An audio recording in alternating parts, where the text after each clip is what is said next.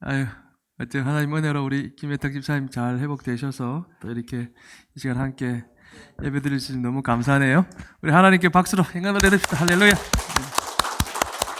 네, 앞으로 더욱더 건강하시길 바라봅니다. 우리 이제 말씀 보겠습니다. 오늘은 이제 소선지서죠. 나훔서, 나훔 1장 1절로 8절 구약 성경 1298쪽에 있습니다. 다 펴시고 같이 천천히 읽도록 하겠습니다. 시작. 니느웨에 대한 경고 곧 엘고스 사람 나홈의 묵시에 거리라. 여호와는 질투하시며 보복하시는 하나님이시니라. 여호와는 보복하시며 진노하시되 자기를 거스르는 자에게 여호와는 보복하시며 자기를 대적하는 자에게 진노를 품으시며 여호와는 노하기를 더디하시며 권능이 크시며 벌받을 자를 결코 내버려 두지 아니하시느니라. 여호와의 길은 해오리 바람과 강풍에 있고 구름은 그의 발에 티끌이로다. 그는 바다를 꾸짖어 그것을 말리시며 모든 강을 말리시나니 바산과 갈멜이 쇠하며 레바논의 꽃이 시드는도다. 그로 말미암아 산들이 진동하며 작은 산들이 녹고 그 앞에서는 땅 곧 세계와 그 가운데 있는 모든 것들이 솟아오르는도다. 누가 능히 그의 분노 앞에 서며 누가 능히 그의 진노를 감당하랴. 그의 진노가 불처럼 쏟아지니 그로 말미암아 바위들이 깨지는도다. 여호와는 선하시며 환난 날에 산성이시라. 그는 자기에게 피하는 자들을 아시느니라. 그가 범람하는 물로 그곳을 진멸하시고 자기 대적들을 흑암으로 쫓아내시리라. 아멘. 오늘 본문을 가지고 세상의 민낯이라는 제목으로 말씀을 전하겠습니다. Real face. 진짜 얼굴이 뭐냐? 세상의 진짜 얼굴. 우리가 사는 세상은 겉으로 보기에는 너무나도 화려하다고 하면 좀 이상할까요? 화려하고 또 아름다워 보입니다. 그죠? 특히 이렇게 밤에 야경을 보면 참 아름답죠. 그리고 저 자연 하나님이 만든 그 아름다운 풍경을 보면 세상이 너무나도 우리 마음에 쑥 들어옵니다. 그래서 세상은 마치 우리에게 우리가 바라는 모든 것들을 다 베풀어 줄 수 있을 것 같아 보입니다. 네, 좋은 집, 또 좋은 차, 값비싼 옷, 맛집에 맛있는 음식들, 또 어느 정도의 명예, 또 건세 등이 그렇습니다. 우리는 세상에 살면서 남들보다 좀 더 폼나게 살고 싶어하고 또 남들보다 더 행복하게 살고 싶어합니다. 때문에 우리는 믿는 사람이든 믿지 않는 사람이든 자신도 모르게 이 세상을 동경합니다. 이 세상을 바라보고 거기서 뭔가를 갈구합니다. 그러나 과연 세상이 우리가 원하는 모든 것들을 우리에게 다 제공해 줄 수 있을까? 겉으로 보이는 모습 이면에 감춰진 숨겨진 세상의 모습은 어떤 모습일까? 여러분 생각해 보셨나요? 저는 요즘 한국이든 미국이든 이 세상에 돌아가는 일들을 보면서 좀 세상을 바라보는 그런 모습들을 좀 다른 각도에서 보게 되어집니다. 좀 특히 목회자이니까 그런 것들을 오늘 여러분과 좀 나누고 싶어서 이 말씀을 전하려고 합니다. 한번 어떤 말씀인지 한번 우리 같이 들어봅시다. 자, 1절 읽겠습니다. 시작. 니느웨에 대한 경고 곧 엘고스 사람 나홈의 묵시에 거리라. 여기 이제 나홈 선지자가 나옵니다. 나홈의 뜻은 위로 또는 위로자라는 그런 뜻이죠. 참 이름의 의미는 좋습니다. 나훔. 네, 이 사람은 BC 664년에서 612년에 활동한 남유다의 선지자입니다. 당시 이제 이스라엘이 둘로 나눠져 있지 않았습니까? 그 북쪽에서 활동했던 선지자도 있고 또 남쪽에도 활동했던 선지자가 있는데 이 나훔은 남쪽 유다에서 활동한 선지자였습니다.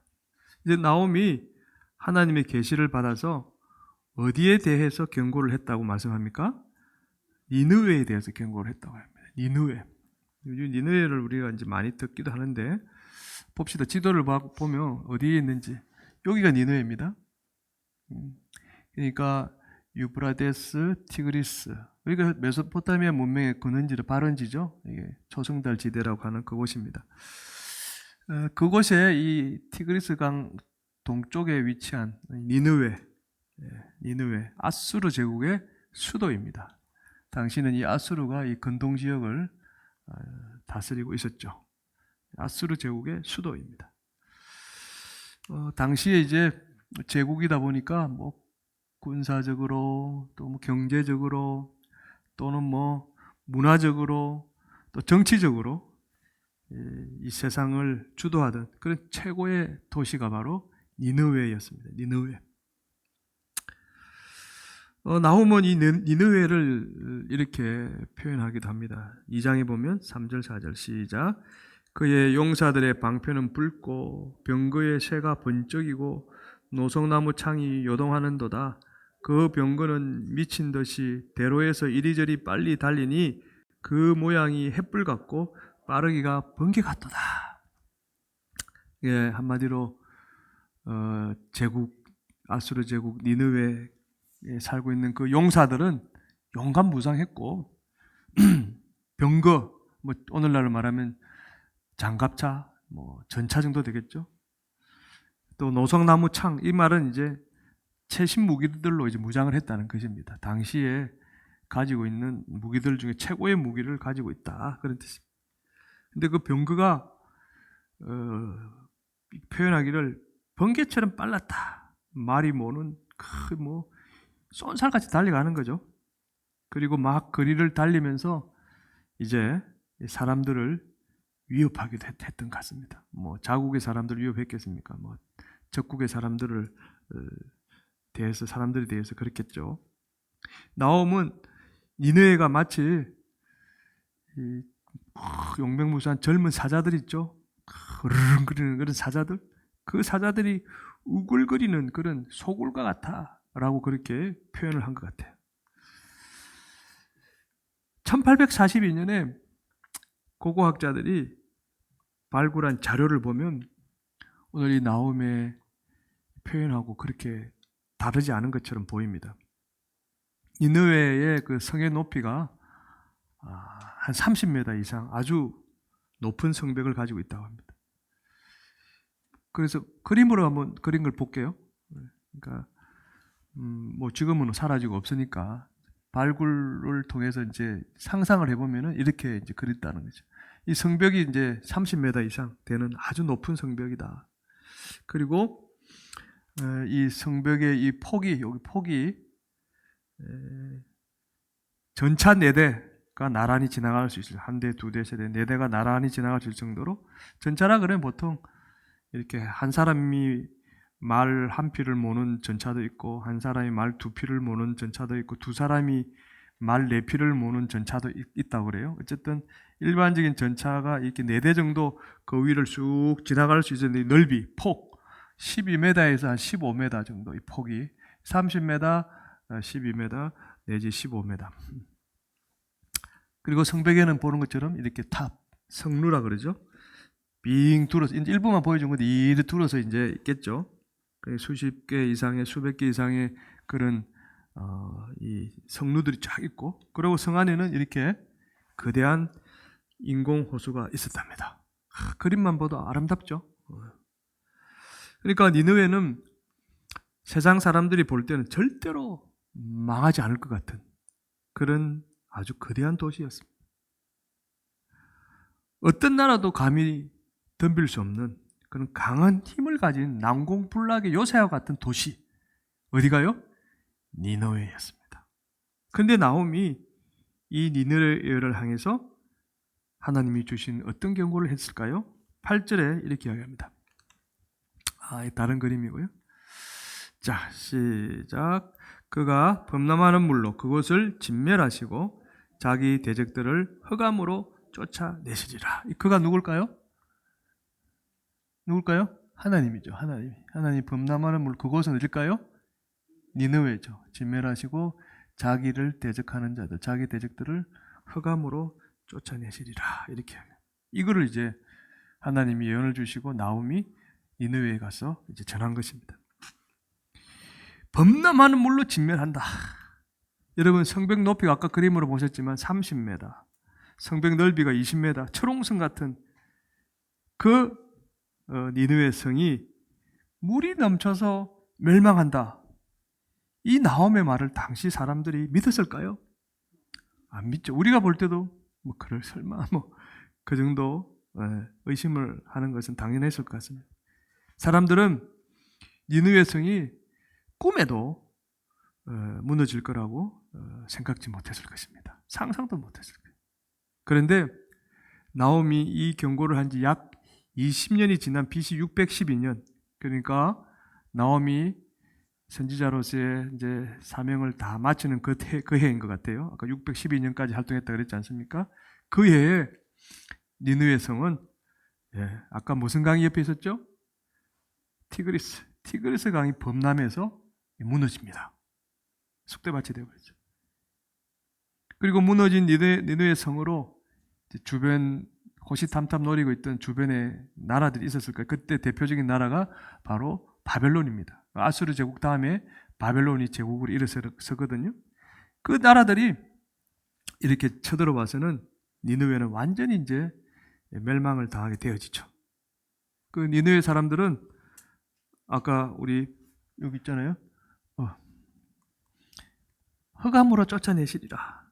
흑암으로 쫓겨나는 것처럼 한순간에 희망이 없는 깜깜한 인생을 살게 된 것입니다. 그 하루에 성에 살고 있던 그 사람들이 하루아침에 거리에 나앉게 되는 쉽게 말하면 거지가 되어버린 거죠. 세상 사람들은 나홈의 예언을 비웃었겠지만 하나님이 나홈을 통해서 전달한 이 예언은 한치의 오차도 없이 정확하게 성취되어진 것입니다. 이게 하나님의 이런 분이, 하나님의 인류의 역사에 개입하셔서 하나님의 뜻을 이루어 가시는 분이 맞는 것이죠. 그런데 왜 하나님은 니느웨를 멸망시켰을까? 우리가 나홈에게 예언을 주시고 멸망시켰는데 왜 그렇게 하셨냐는 것입니다. 자, 저와 여러분이 아는 것처럼 하나님이 이미 멸망당해야 될 니느웨 사람들에게 실은 구원받을 기회를 한번 주셨습니다. 그런데도 니느웨 사람들이 하나님을 섬기지 않고 배신했고 또 악행을 저질렀기 때문입니다. 자, 무슨 뜻이냐고요? 봅시다. 요나스 1장이죠. 시작. 너는 일어나 적큰 성읍 니느웨에 가서 그것을 향하여 외치라. 그 악독이 내 앞에 상달되었음이니라 하시니라. 여기 너가 누굴까요? 요나죠. 하나님이 지금 요나에게 니느웨로 가라. 지금 이렇게 말씀하시는 거 아닙니까? 하나님은 지금 나홈을 통해서 니느웨를 멸망시키겠다는 경고를 하기 약 100년 전에 요나를 니느웨로 보내셨어요. 이거 우리 알고 있죠, 이 내용. 왜냐하면 하나님은 니느웨 사람들을 그 악행으로 다 죽일 수도 있었지만 또 그들에게 이방인이지만 그들에게도 회개할 기회를 주고 싶었기 때문이었죠. 그래서 요나를 통해서 가서 외쳐라 그랬던 것입니다. 니느웨 사람들이 요나가 전하는 하나님의 말씀을 듣고 회개했을까요? 했죠. 회개했습니다. 왕부터 백성들이 철저하게 회개했죠. 그래서 하나님은 당시 니느웨를 멸망 안 시키고 니느웨 사람들이 하나님을 앞으로 잘 믿는지 안 믿는지 이제 어떻게 보면 지켜보기로 했던 것입니다.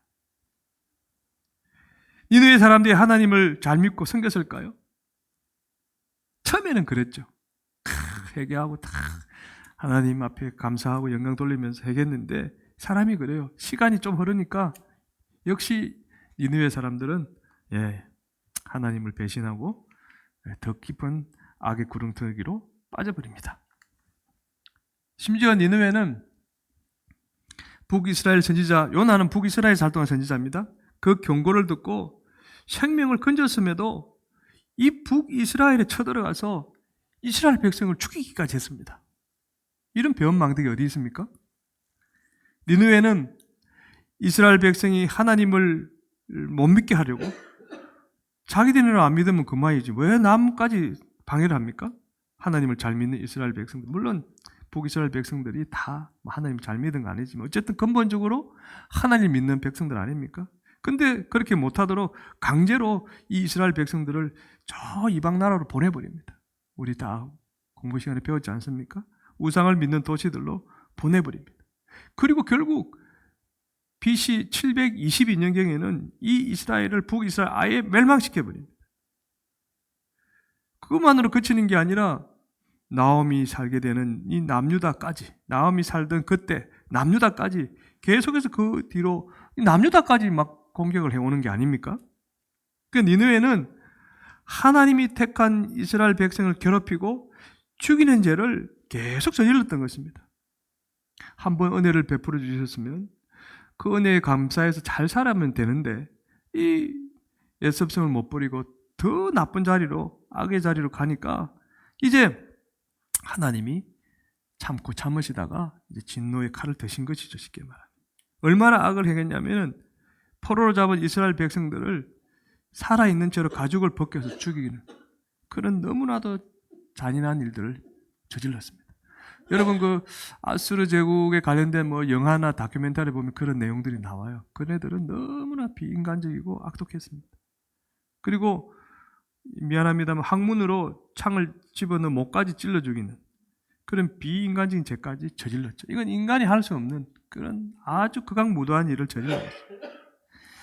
하나님이 베풀어 주신 은혜를 배신하고 하나님을 대적하고 하나님의 백성을 대적하니까 또 하나님의 말씀을 계속 거슬러니까 니느웨를 이제 거룩한 그 하나님이 그대로 두고 볼 수 없었던 것이죠. 그래서 하나님이 나홈을 통해서 니느웨를 멸망시키는 경고를 보내셨고 결국은 그렇게 행하신 것이죠. 멸망시키신 것이죠. 나홈은 하나님을 잃은 분이라고 외쳤습니다. 2절 시작. 여호와는 질투하시며 보복하시는 하나님이시라. 여호와는 보복하시며 진노하시되 자기를 거스르는 자에게 여호와는 보복하시며 자기를 대적하는 자에게 진노를 품으시는 분이십니다. 이렇게 이제 니느웨는 아까도 우리 그림으로 봐서 더 그렇지만 겉으로는 영원히 멸망하지 않을 것처럼 그렇게 단단한 장소로 보였죠. 하지만 그 실제 모습, 그 민낯은 하나님이 훅 불면 없어지는 그렇게 겉으로는 견고하게 보여도 하나님이 한번 치면은 그냥 먼지같이 흩어질 수밖에 없는 험한 곳이었습니다. 실은 화려한 도시 니느웨는 인생을 폼나게 변신시켜주는 매력적인 것처럼 사람들에게 보였죠. 하지만 그 민낯은 하나님을 버리고 세상을 쫓아가게 만들어서 인생을 망치는 곳이었습니다. 어디가요? 니느웨가. 니느웨는 사람들이 살기에 너무나 좋은 것처럼 보였습니다. 하지만 그 민낯은 하나님을 대적하는 악독한 사람들이 지배하는 잔인한 악마의 소굴과도 같은 것이었습니다. 니느웨는 상식이 통하는 합리적인 것처럼 보였지만 그 민낯은 하나님 믿는 백성들을 잔인하게 비인간적으로 짓밟는 불의가 득세하는 그런 곳이었습니다. 어디가요? 니느웨가. 자, 여러분 이제 여러분이 믿음의 눈으로 한번 보세요. 니느웨가 현재 우리가 살고 있는 이 세상과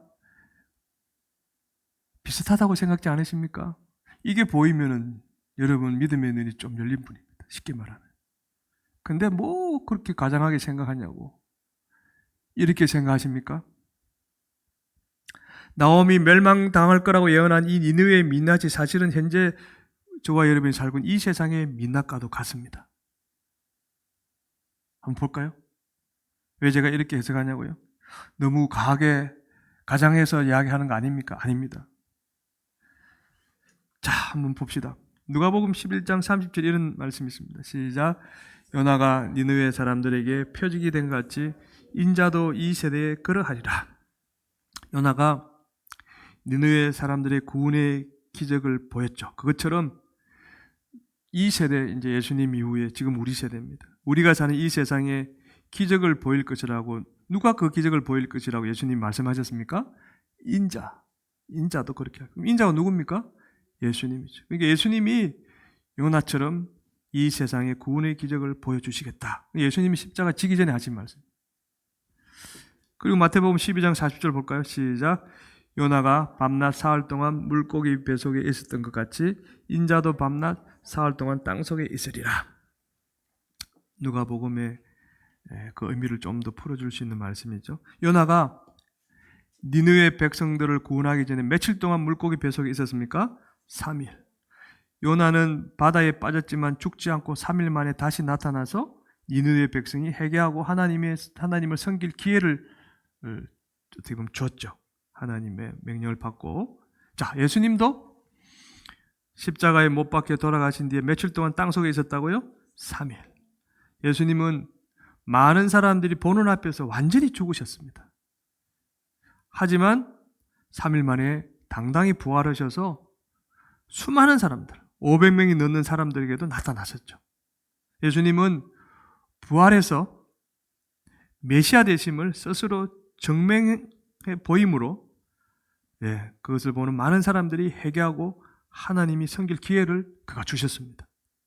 요나처럼 예수님이 기적을 보여주셨죠. 누가복음에 누가의 말이 맞고 또 마태복음에 마태의 말이 맞는 것입니다. 그러니까 요나는 물고기 뱃속에서 살아있다가 사람들에게 나타났지만 예수님은 완전히 죽었다가 다시 살아났습니다. 부활했습니다. 요나는 잠깐 니느웨 백성을 구원한 일을 했지만 예수님은 하나님 보좌 우편에 앉으셔서 세상 사람들을 구원한 일을 지금까지도 지금 이 순간에도 하고 계십니다. 그래서 예수님은 당신이 요나보다 더 크니다. 즉 하나님의 아들이라고 그렇게도 말씀하셨죠. 누가복음 11장 32절 시작. 심판때에 니느웨 사람들이 일어나 이 세대 사람을 정죄하리니 이는 그들이 요나의 전도를 듣고 회개하였음이거니와 요나보다 더 큰 이가 여기 있느니라. 여기 요나보다 더 큰 이, 바로 예수님 당신을 일컬어서 그렇게 말씀하셨습니다. 요나다 예수님도 어떻게 보면 동일한 기적을 베풀었지만 요나는 죽었던 것이 아니고 살아있다가 물고기 뱃속에서, 그죠?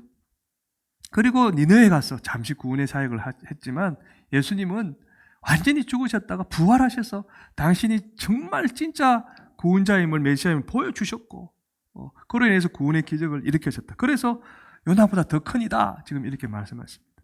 자, 그런데 오늘 이 문장에서 이제 보세요. 니느웨가 한순간에 아까 우리가 쭉 살펴봤지 않습니까? 하나님이 물을 한번 범람시키니까 그 화려했던 그 성이 한순간에 그냥 다 망했지 않습니까? 그것처럼 사실 저와 여러분이 살아가는 이 세상도 언젠가는 하나님의 그 심판을 받고 한순간에 멸망하게 될 것입니다.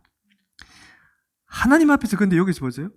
그렇게 심판을 받을 때 누가 예수님 뒤에 태어난 사람들, 이 세대 사람들, 오늘 지금 이 시대에서 우리를 그죠? 정죄한다고 말씀합니까? 누가 정죄한다고요? 요나의 전도로 회개한 니느웨 사람들이 우리를 정죄한대요. 이게 무슨 말입니까? 이 말씀은 이런 거예요. 요나의 전도를 듣고 비록 회개했지만 우리가 살펴보았던 것처럼 그 뒤에 악을 행했지 않습니까? 누가요? 니느웨 사람들. 그런데 그 사람들이 오늘 우리 이 세대를 볼 때 그 사람들이 보기에도 지금 세대 사람들이 더 악하고 아이고 우리도 악하지만 지금 살아가는 사람 더 악하네 이런 생각을 한다는 거죠. 그것이 이제 이 니느웨 사람들이 일어나 이 세대의 사람을 정죄한다는 말이 그 말입니다. 그래서 이 세대 사람들이 빨리 예수님께로 돌아오지 않으면 흑암 같은 지옥으로 떨어져서 고통받게 될 것이다. 사실 이 말씀을 예수님이 경고하기 위해서 지금 이렇게 표현을 쓴 거예요. 심판 때에, 앞으로 올 심판 때에 니느웨 사람, 그 과거의 니느웨 사람들이 일어나서 이 세대 사람들, 지금 사람들을 정죄한다는 말이 바로 그런 뜻입니다. 자기도 악한데 그네들이 보기에 지금 사람들은 더 악하다. 물론 지금 현재 사람들이 이들처럼 막 칼로 사람을 죽이고 뭐 잔인하게 그런 건 아니지만 영적으로 볼 때 그 악함의 정도가 이때보다 지금이 더하다. 지금 예수님이 이런 경고를 한 거죠, 지금 실은. 왜 했습니까? 그렇잖아요.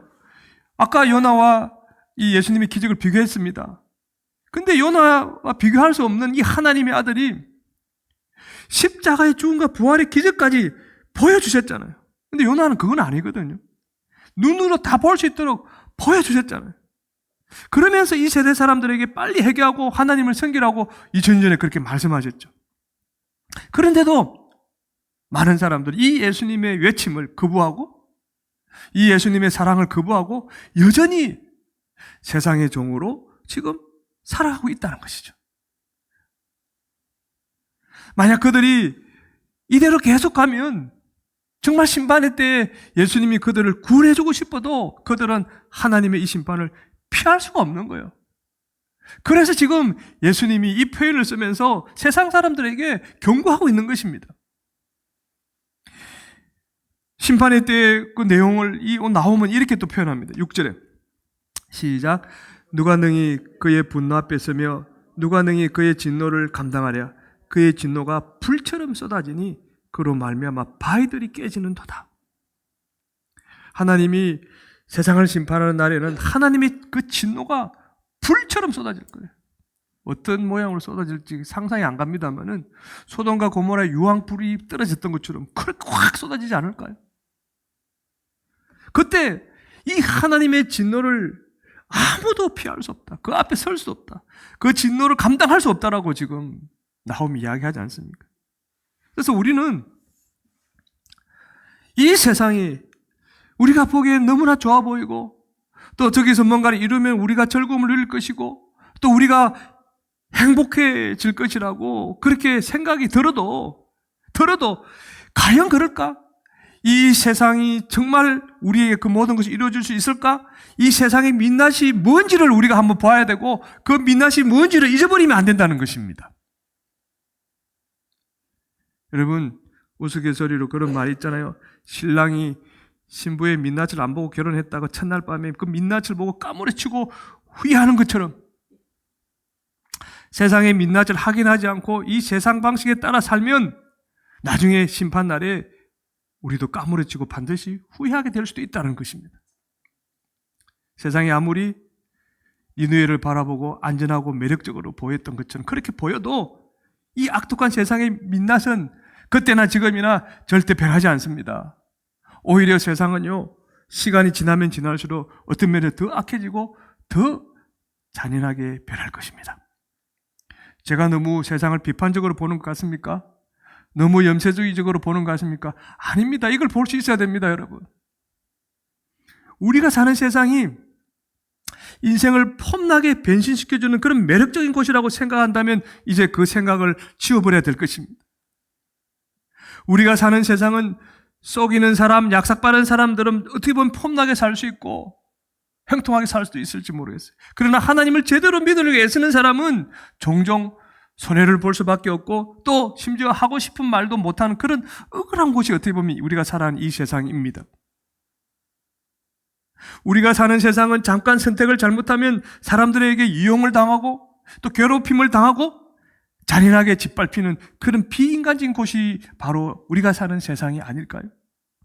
우리가 사는 세상은 잠깐 한눈을 팔면 인생을 망치는 위험한 도박과 마약과 게임 중독과 성적인 쾌락에 넘어지는 그런 사탄의 소굴이 아닐까요? 여러분, 저 위에 북쪽에 어디 펜실베니아인가의 한 도로는 좀비들이 산다잖아요. 마약에 쩔어가지고 그냥 비실비실하면서 그냥 흐느적흐느적거리는 사람들이 그 거리에 절비하다잖아요. 우리가 사는 세상은 상식보다 돈, 명예, 권력, 또 줄서기, 즉 인간관계가 더 통하는 그런 모순 덩어리 사회입니다. 가장 정의로워야 될 그곳이 썩어 문드러진 곳이 이 세상 아닙니까 지금? 겉으로는 밝은 법복을 입고 근엄하게 앉아있지만 그 내면은, 그 생각들은 감히 우리가 상상도 못한 그런 생각과 일들을 하고 있지 않습니까 지금? 우리가 사는 세상은 사탄이 우리가 하나님을 버리고 세상을 쫓아가게 만들어서 하나님과 원수가 되게 만드는 그런 무서운 전쟁터인 것입니다. 영적인 전쟁터 아닙니까? 그래서 니느웨의 민낯이 바로 이 세상의 민낯이라고 보는 것이에요. 제 말이 아닙니다. 2000년 전에 베드로는 이렇게 이야기했습니다. 베드로 3장 7절 시작. 이제 하늘과 땅은 그 동일한 말씀으로 불사르기 위하여 보호하신 바 되어 경건하지 아니한 사람들의 심판과 멸망의 날까지 보존하여 두신 것이라. 이 하늘과 땅은 세상입니다. 세상을 어떻게 불사르기 위해서 지금 그냥 두고 있다는 거예요. 때가 될 때까지. 심판과 멸망의 날까지. 베드로가 왜 이런 말을 했는지. 자기가 말이 아니겠죠. 하나님이 주신 그 말씀을 적은 거 아니겠습니까? 우리가 사는 세상은 점점 썩어져 가고 있기 때문에 하나님이 딱 정해놓은 그 심판의 날에 그때 불사르려고 지금 어떻게 보면 보존해주는 집과 같은 것이죠. 우리는 지금 썩어서 고약한 냄새가 나고 무너져서 바람도 못 막아주는 그 더러운 집에서 살고 있는 거예요. 이 냄새를 못 맡고 있습니까, 여러분? 그러면 안 되는 거예요. 영의 사람, 믿음의 사람은 이 냄새를 맡을 수 있어야 되는 거예요. 세상은 우리가 인생 전부를 걸어서 희망을 품고 살 만큼 가치 있는 것이 결코 아닙니다. 자, 오해하지 마십시오. 제가 그렇다고 세상을 등지고 살라는 말이 아닙니다. 이 세상에 살면서도 이 세상의 본질을 보라는 것이고 우리가 뭘 봐야 되느냐는 것을 이야기하는 것입니다. 지금. 세상은 우리가 영원히 살 수 있는 안전한 곳도 아닙니다. 왜? 하나님이 이미 세상을 심판하기로 작정했고 하나님이 세상을 심판하는 그날은 점점 더 가까워 오고 있기 때문에 그런 것이죠. 그래서 베드로는 또 이렇게 이야기합니다. 베드로전 4장 17절 시작. 하나님의 집에서 심판을 시작할 때가 되었나니. 우리가 사는 세상이 영원히 멸망하지 않을 것처럼 보이나요? 여러분 눈에도? 그렇게 생각됩니까?